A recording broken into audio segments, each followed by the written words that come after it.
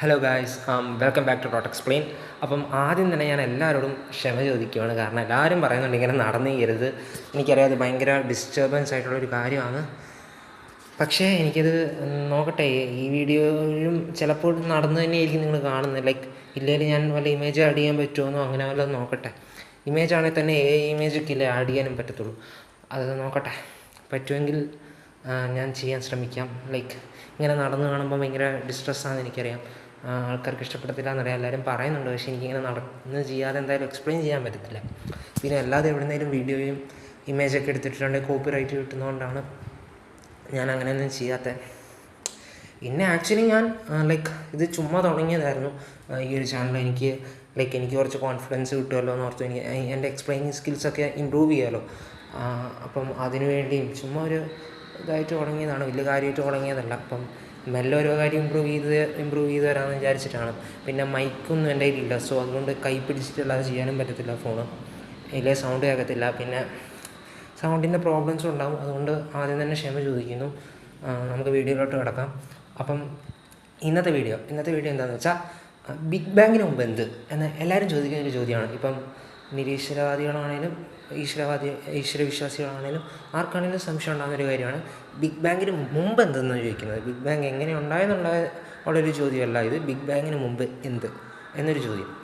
അപ്പോൾ അത് ശരിക്കും ഇല്ലോജിക്കലാണോ? അതായത് ബിഗ് ബാങ്ങിന് മുമ്പ് എന്തായിരുന്നു സംഭവം, എങ്ങനെയായിരുന്നു സംഭവം, ബിഗ് ബാങ്ങിന് മുമ്പ് എങ്ങനെയായിരുന്നു, അത് ശരിക്കും ഇല്ലോജിക്കലാണോ എന്നുള്ളൊരു സബ്ജക്റ്റാണ് ഞാനിവിടെ എക്സ്പ്ലെയിൻ ചെയ്യാൻ ഉദ്ദേശിക്കുന്നത്.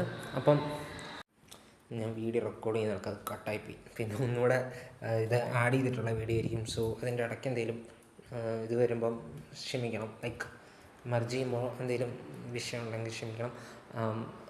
അപ്പോൾ ആദ്യം തന്നെ പറയാം, അത് ഇല്ലോജിക്കലായിട്ടുള്ളൊരു കാര്യമാണ് ബിഗ് ബാങ്ങിന് മുമ്പ് എന്ത് എന്നുള്ള ചോദ്യം.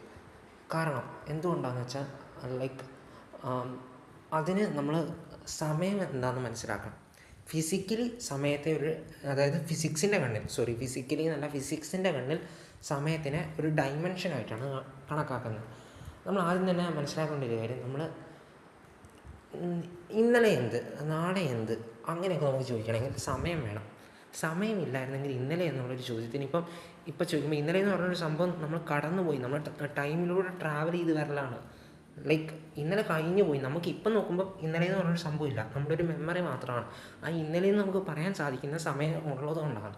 നമ്മൾ സമയത്തിലൂടെ ട്രാവൽ ചെയ്ത് ഇന്നലെയിൽ നിന്ന് ഇന്ന് നമ്മൾ എത്തി നിൽക്കുന്നതുകൊണ്ടാണ് ഇന്നലെ എന്ന് പറയാൻ പറ്റുന്നത്.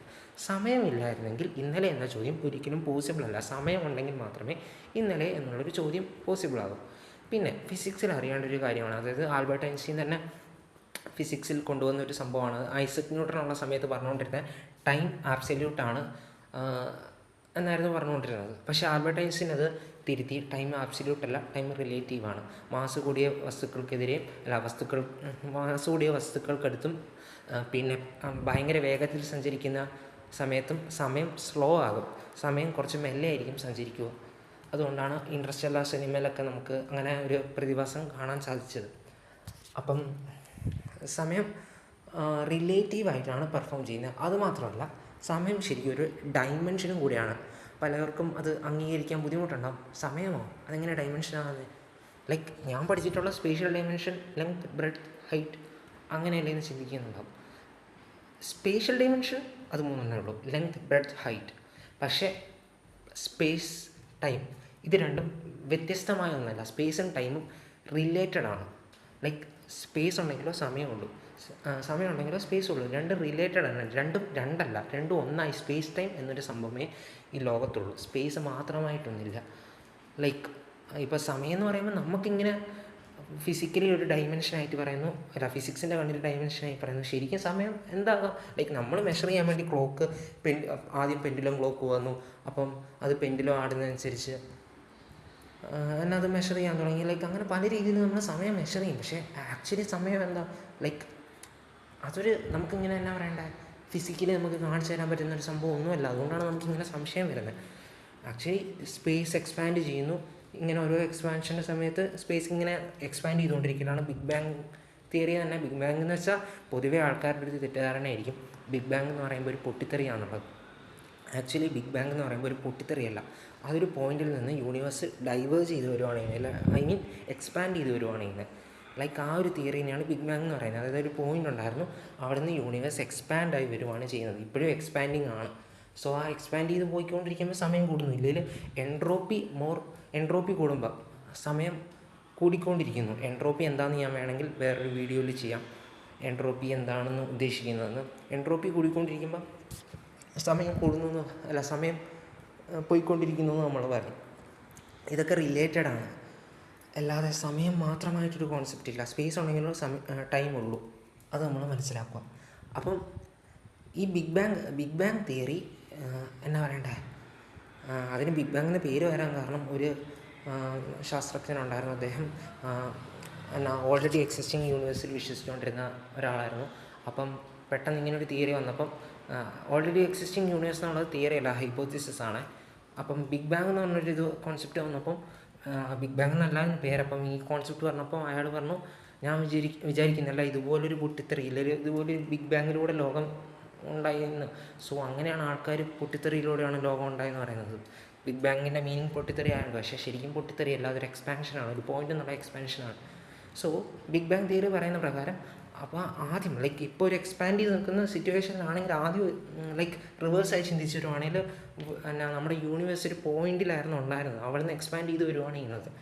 ആ പോയിന്റിൽ ലൈക്ക് ഒരു പോയിന്റിലാണ് അവിടെ നിൽക്കുന്നത്. അപ്പോൾ അതിന് മുമ്പെന്ന് പറയുമ്പോൾ അവിടെ സ്പേസ് ഇല്ല, ടൈമില്ല. അത് മനസ്സിലായോ? അവിടെ സ്പേസ് ഇല്ല, കാരണം ആ പോയിന്റ് ലൈക്ക് ലോകത്തുള്ള സ്പേസ് എല്ലാം ഉണ്ടായിരിക്കുന്നത് ഈ പോയിന്റിൽ നിന്ന് കൺവേർജ് ചെയ്തിട്ട് എക്സ്പാൻഡ് ചെയ്തിട്ടാണ്. പക്ഷേ ആ ഒരു പോയിന്റ് അവിടെ നിൽക്കണമെങ്കിലും ആ പോയിന്റ് എവിടെയാണ് ലൈക്ക് ആ പോയിന്റിനെ സ്പെസിഫൈ ചെയ്യുകയാണെങ്കിൽ അവിടെ ഒരു സ്പേസ് വേണം. ബട്ട് അത് ഇങ്ങനെയാണെന്നൊന്നും ഇപ്പോഴും ശാസ്ത്രം കണ്ടെത്തിയിട്ടില്ല.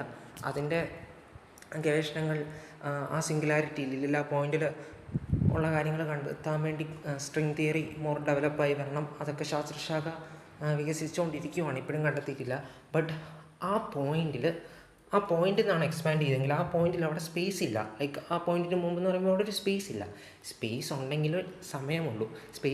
സമയം രണ്ടല്ല, ടൈമും സ്പേസും ഒന്നാണ്. സോ സ്പേസ് ഉണ്ടെങ്കിലോ ടൈമുള്ളൂ. സോ അവിടെ ടൈം ഇല്ലെങ്കിൽ അതിന് മുമ്പ് എന്നുള്ള ചോദ്യത്തിന് പ്രസക്തിയില്ല. കാരണം സമയം ഉണ്ടെങ്കിലോ അതിന് മുമ്പ് അതിന് ശേഷം എന്നുള്ള കാര്യങ്ങളുള്ളൂ. ടൈം ഇല്ലെങ്കിൽ അതിന് മുമ്പ് ഒന്നുമില്ല. ഈ ടൈം എന്തുകൊണ്ടാണ് ഡൈമെൻഷനായി വരുന്നതെന്ന് ആൾക്കാർക്ക് സംശയം ഉണ്ടാവും.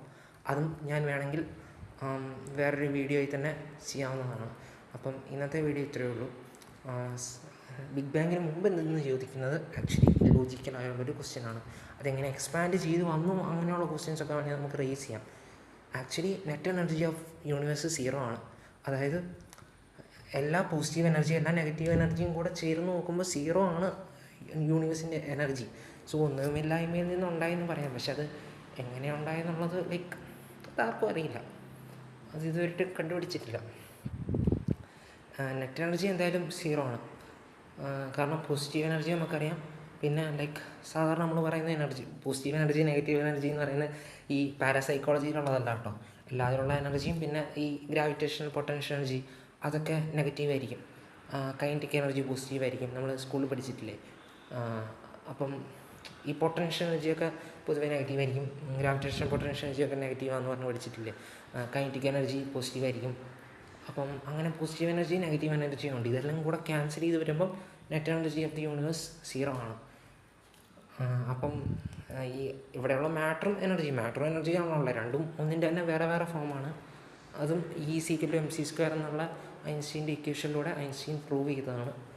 സോ അപ്പം നമുക്കറിയാം എന്നാ ഒരു ലൈക്ക് ഒന്നുമില്ലായ്മ എന്ന് പറഞ്ഞ സാധനം എന്താണെന്ന് തന്നെ അതിനുള്ള ഡെഫിനിഷൻസ് തന്നെ ഇപ്പോഴും ലൈക്ക് പലവരും പറയുന്നു ഒന്നുമില്ലായ്മ എന്ന് പറഞ്ഞ സംഭവം തന്നെ ഇല്ല എന്നാണ് പറയുന്നത്. ലൈക്ക് നമുക്ക് പക്ഷേ സീറോനെ നമുക്കൊന്നുമില്ലായ്മയായി കണക്കാക്കാൻ പറ്റത്തില്ല.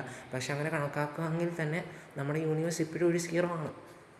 പോസിറ്റീവ് എനർജിയും നെഗറ്റീവ് എനർജിയും എല്ലാം കൂടെ മൈനസ് ചെയ്താൽ എന്തായാലും മാറ്ററും ആൻറ്റി മാറ്ററും എല്ലാം കൂടെ ലൈക്ക് ആഡ് ചെയ്താൽ മൈനസ് എല്ലാം ആഡ് ചെയ്താൽ നമുക്ക് 0 ആയിരിക്കും കിട്ടുക. ടോട്ടൽ എനർജി ഇപ്പോഴും 0 ആണ്. സോ ഇതെങ്ങനെ ഉണ്ടായി വന്നെന്നുള്ളത് ഇപ്പോഴും ശാസ്ത്രത്തിൻ്റെ മുമ്പിൽ തെളിയിക്കാതെ നിൽക്കുന്നൊരു ചോദ്യമാണ്. അപ്പം അതിൻ്റെ ഉത്തരം എന്തെങ്കിലുമൊക്കെ അറിയാൻ സാധിക്കുമെന്ന് വിചാരിക്കാം. എനിക്ക് തോന്നുന്നില്ല. എങ്ങനെ പോയാലും അതിന് മുമ്പ് അതെന്തുകൊണ്ടുണ്ടായി, അങ്ങനെ ഒരു ചോദ്യം വരുമെന്നാണ് ഞാൻ പ്രതീക്ഷിക്കുന്നത്. അറിയില്ല ഇനി കണ്ടുപിടിക്കുമെന്ന്.